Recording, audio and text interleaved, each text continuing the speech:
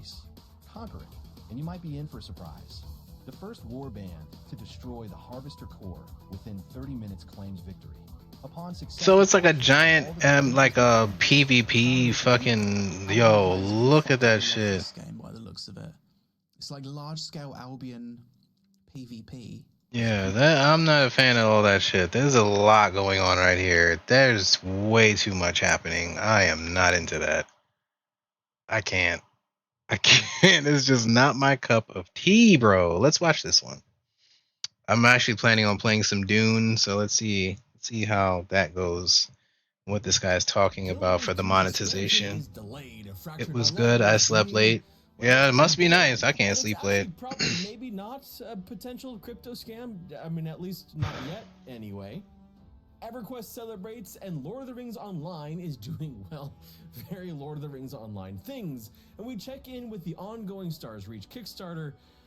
Dune Awakening has announced pre-orders alongside their monetization plans, and some of it sounds good, while other parts of it make you want to crawl into a hole and cry a lot. Of course, of course. There may or may not be a new MMO that might actually be an old MMO.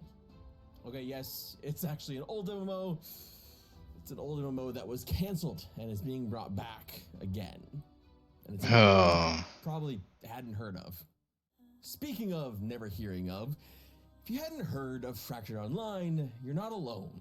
Fractured Online was an interesting top-down MMO that had some cool ideas, like gaining skills from fighting enemies. It also had a tormented dev cycle, which seems to be the norm of any of these games that look to Ultima Online for inspiration. First was Dynamite Studios, the creators of Fractured Online, fighting their way out from under their previous publisher, Game Ago, to go independent. Launching into early access, de-scoping their original plan to have 3 distinct planets to 1 or 2, and then finally, well, selling to a new company, Happy Cauldron Games.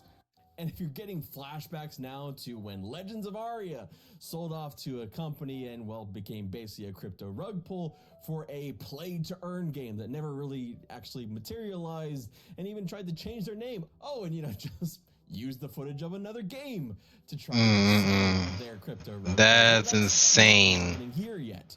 As far as I know, Logan Paul isn't anywhere near this one yet.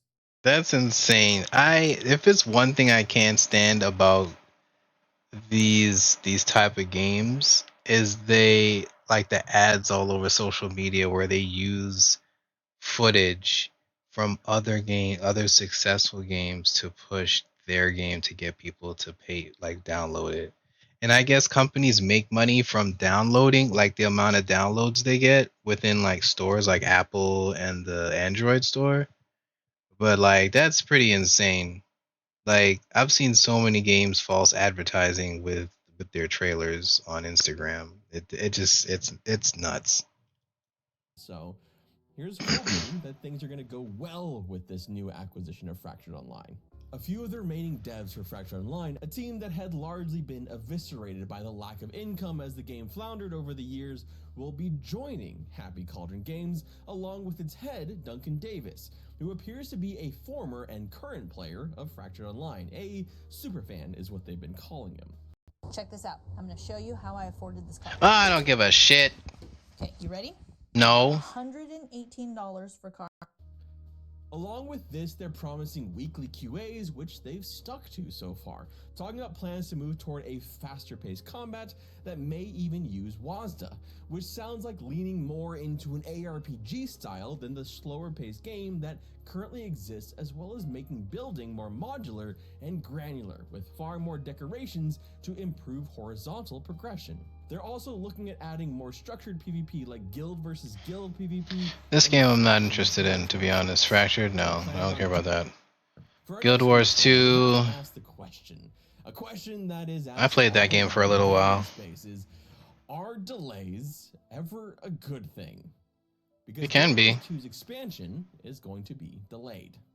But not by a ton. In fact, I tend to wonder just how much will get done with Guild Wars 2's latest delay, because they're only moving their expansion 2 months, 2 months, from August to October this year. But at the very least, they're saying the right things. Quote, This extra time will allow us to ensure the expansion meets our quality standards without crunching. For anyone unaware, crunching is bullshit, and it's basically when there's mandatory overtime to try to get the game out as fast as possible. Basically as good as shape as possible. You know, working like 70, 80-hour weeks. Yeah, that's And insane. anyone who's worked mandatory overtime, like I do every fucking year, not that I'm bitter about it, but you tend to do shittier work, or maybe that's just me. Yeah, the quality of the work is not that great when you're rushed. Trying to cram all that work into a short time period will normally result in a subpar result. So if Guild Wars 2 and ArenaNet is deciding that, well, we could have crunched and got this out in August, but instead we're going to spread out those 2 weeks over 2 months, well, good on them. And hopefully this is a trend that we start to see happening more. And maybe just don't have those release dates that close. And honestly, there's some optimism in general for me for Guild Wars 2 and for ArenaNet's project.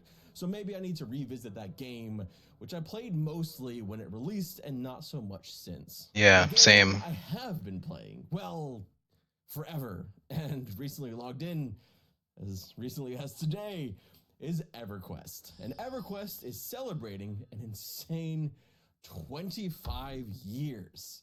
But I gotta talk about some other Daybreak news as well. Let's talk about both pieces of Daybreak news in the same section here. For EverQuest, it's nothing too crazy, just the return of... No one really cares about EverQuest, because that game looks like ass. 600,000 Stars Reach? well beyond their initial goal of... What's this, a Kickstarter game? Kickstarter, with just over 4,000 individual backers. Now, Stars Reach was an interesting case in doing this Kickstarter, because they weren't really doing it to fund the game necessarily, as much as show that there is monetary and individual interest in the game so that other investors would be interested. The thing is, I think this is what every Kickstarter has always been for an MMO, but they're just being now in the This also looks like trash too. I'm not gonna lie. upfront about this. Oh, they brought Defiance back? Another new MMO that's old. Defiance is being, well, defiant. I'm sorry for that one. You're terrible. Why would you do that? An MMO that launched in 2013 is coming back. Defiance was originally developed by Tryon Worlds and is being revived by Fox Games. I played that for a little bit. I did, I'm not gonna lie. Titles. Now, I'm not sure Defiance counts as a treasured title, but until Tryon puts Rift out of its misery, I guess this will have to do. This isn't the first MMO for them to pick up off the scrap heap, as they also run Last Chaos and Shia. Again, I'm not sure that those are treasured titles, but they're probably treasured to somebody. There was a show for that too. Copious amounts of what looks like AI-generated images on their website to advertise those MMOs has me having some reservations. With those reservations about Fox aside, this will at least be interesting to see how this will work. Will people give Defiance another chance? Will they enjoy it more now than they did when it initially launched? Especially because when it did launch, not if it looks like this. Of having this tie-in to I really don't think that it. No, if it looks like this, no. Plans to revive that TV show. It's just the game, just the MMO. But it'll be interesting to see if things like this and with Fractured Online kind of makes me wonder if there's a latent market for once canceled or dying MMOs. I'm sure there's several that many of us would like to see revived under proper stewardship. Though there are somewhat high-profile examples of that not working. I think the most recent one that comes to mind is Shadowbane, which was closed by Wolfpack and then reopened and then reclosed and never really got off the ground when it was reopened. So, you know what? Perhaps it's actually better if we just leave that to the emulator servers like Star Wars Galaxies and Warhammer Online. Defiance will relaunch on April 18th, 2025. Yikes. Get it! What? And it will be a free-to-play sci-fi action MMO. That's great. Finally know exactly No one cares. what monetization will be like for the upcoming Funcom. Oh, ready to make me cry? And depending on your DLCs, this may either make you excited or want to throw up. Announced in a blog post and a video, the key takeaways were that the game will be launching in full. This is not early access on May 20th. It will not have a subscription, making it essentially buy to play, But it will also have optional DLCs alongside major free updates. The free updates will expand the story, add new content, and features. With each of these free major updates, they'll also be releasing a DLC. You can get the DLCs either through a season pass or buying them standalone. This approach is an interesting one to me, almost like adding an optional expansion to the game. I'd personally rather just the Guild Wars 2 approach of here's an expansion with all this content for one price, but I guess Right. that's not the norm now. We get can't get that DLCs anymore. instead, and season passes. Now, the gross part, though, the one that I talked about making me want to cry. Taking the lead from tiny little MMOs like, I don't know, World of Warcraft, some versions of the pre-order will include up to a 5-day head start. Of course. Yeah, something that is becoming more and more common in MMOs, and in my opinion is more damaging than people may think. The main argument for why stuff like this sucks is because of the competitive advantage, especially in games like this where they have a competitive bend. Dune will already have weekly resets of maps, giving some players essentially a full week of advancement of the full MMO when it launches instead of just those 5 days. But the thing that I is that it fractures the magic of an MMO launch. Full-on MMO launch. Yeah, like a full MMO launch for the first time, there's just something different about it, right? There's like a sense of wonder and adventure. Like everyone's coming into the game for the first time. Everyone's experiencing everything together as a community, and letting people have a 5-day head start it's kind of crazy because first of all, not everyone's going to want to pay that money to play 5 days early, right? And it's bad enough already that they're paying for the game period, but now you're adding a certain amount extra to that base price just to play early, and then all the people that are playing early are going to have a 5-day head start. And this is a PvP game, so like basically these people are paying to win. Like they get gear and they'll have time to build their little bases and do whatever they're doing 5 days ahead of everyone else. Then everyone comes in and they're jumping in there for the first time. Meanwhile, these people have already been in the game for a week. So they'll just come in and just wreck people that are new, which is it's not fun. It's not a fun thing, and developers need to stop doing this shit because it's not cool at all. Launches are in some ways the most special time of an MMO. Yes, they are normally plagued by shit tons of issues like queues and crashes, but it's also the only time in the game where everyone starts at zero. It's new Right, to exactly. everyone.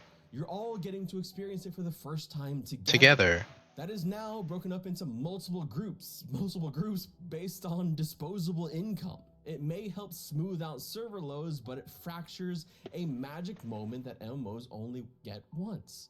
Though I suppose you could argue early access and other MMOs does this too.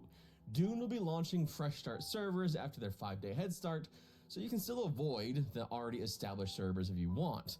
A partial solution to Fresh start servers issue, sounds in my good. opinion, driven by profit seeking. But hey, what do I know? I'm just a dude with a camera.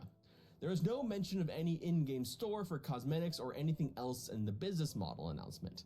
So at least there's that, although there's still some questions. But yeah, I was disappointed on the head start for Dune. I think this officially makes it a trend now. From the myriads of It's an unfortunate trend. free-to-play MMOs over the years that had it to now paid MMOs like World of Warcraft and Dune having head starts. But I will reserve judgment on the DLCs until I see how they actually play out. Will $40 worth of DLCs be the equivalent of an expansion? Can I conceive of... That's insane. Why would you bring out an expansion, make it free, and then charge me an extra $40 for a DLC? Like, what's in the DLC? That's what I want to know. Like, if the expansion that's free comes with all the content, the story content, and features, and bug fixes and whatnot like that, then what the hell is going to be in the DLC then? And why would you charge, hypothetically speaking, $40 for that? after I've already spent what, $50, $60 on the game? How much is the game? If I pre-order it now, do they even have pre-order right now? Let me see. Steam.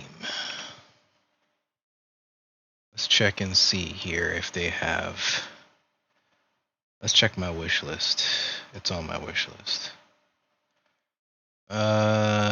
Dune. So they don't have a pre-order pre-purchase situation right now. But the game's $50. Okay, so we know how much the game is. The game is $50. Pre-order starting soon. Game price $49.99. So if the pre-order price is $49.99, then how much does the game cost regularly then? And does the pre-order include your early access? That's the question I'm trying to have answered here, and I don't really see the answers to that.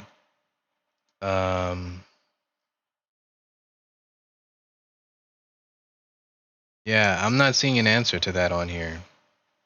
So, I don't know. Back to what I was saying. If the game's $50 base price, why the hell would I want to pay $40 for additional content later? That's too much for additional content. If I'm already getting the expansion, the stories, content, things like that, then why the hell would I pay for anything extra? I think the DLC is actually going to have cosmetic stuff in there. I think that's what it is. And then they have a battle pass? I doubt they have a battle pass. He said they do, but I really hope they don't have a battle pass because that'll be way too much. You're paying base price, then there's paid DLC and a battle pass. You might as well just make me pay for the game and charge me every month to play, because this is insane. Probably play without the DLCs, that kind of thing. And if they limit their funding to those DLCs plus the $40 box price for the game, that seems less aggressive than some other games. It all remains to be seen what the DLCs will include, what the season pass will look like for these DLCs, and what the free content looks like. But at least we now have more info to go into it. One of the big parts of this game that we talked about recently was the changing nature of these big contested zones, the deep desert, and how it will factor into the in-game economy through map making with weekly changes and destruction of anything within the zone. Something I went into more detail about in this video right here. My name is Redbeard Flynn. Thank you so much for watching, and I hope you have an absolutely wonderful day. Yeah. I don't know, man. I don't know. I gotta see when it comes out. Because when I first heard about this game and was following it for a while, I was like, oh, I'm super excited. This would be cool. I love Dune. I would love to play this game. And then something in me was like, do you really want to play it though? Do you really want to play it? And I was like, you know what? I changed my mind. I'm not gonna play it. I'm not gonna get it. And then recently, in the last couple of weeks, I was like, well, maybe I'll get it. I think it was because the thing that turned me off about the game was finding out that in the deep desert, it was going to be like heavy PvP, and I'm not a fan of PvP. I'm very much a fan of PvE content. But they're saying that, a decent chunk of the game is also PvE. So I was like, okay, well, so I can play the way I want to play in this game, so I don't have to worry about PvP too much. So that's what brought me back. And now I'm like, okay, well, I'm ready for the game to come out. I'm ready to play it. And I'm just like, I don't know. These prices. And I'm not hard on for money, but like, I'm the type of person that values my money because I work hard for it, and I like to put it towards things that's going to be worthwhile. And this paying $49.99 for this game and then paying for DLC that we don't even know what's going to be inside of it. I feel like what they're going to do with this free content is they're going to put out some of the content and then lock some of the rest of it behind a paywall. That might be a thing that they do. And if they're implementing a battle pass as well, which I doubt, but if they are doing that, I mean, obviously you can opt out of it if you want to. You can still play the game and not pay for the DLC and not pay for the battle pass, and I wouldn't pay for the battle pass, but I just think it's a little predatory, to be honest. Just a little bit. Like, at least if you want to talk about World of Warcraft, they charged you a base price for the game and you pay $15 a month. $14.99 a month. That's it. And it's always been $14.99 a month. The price has never gone up. It's always been the same. And then if a new expansion comes out, of course they charge for that, but it's a base price. And they have cosmetics and stuff if you want to buy them. But I mean, if you're not pressed for that type of stuff, then you're not gonna buy it. It's not gonna phase you. But I don't know. I guess we'll see.